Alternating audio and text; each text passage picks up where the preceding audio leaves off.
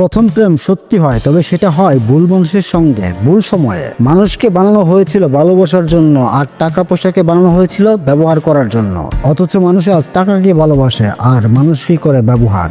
দুটো জিনিসের কষ্ট মানুষ সহ্য করতে পারে না। এক হলো চেনা মানুষের অচেনা রূপ, আরেকটা হলো বন্ধুত্বের মধ্যে স্বার্থপরতা।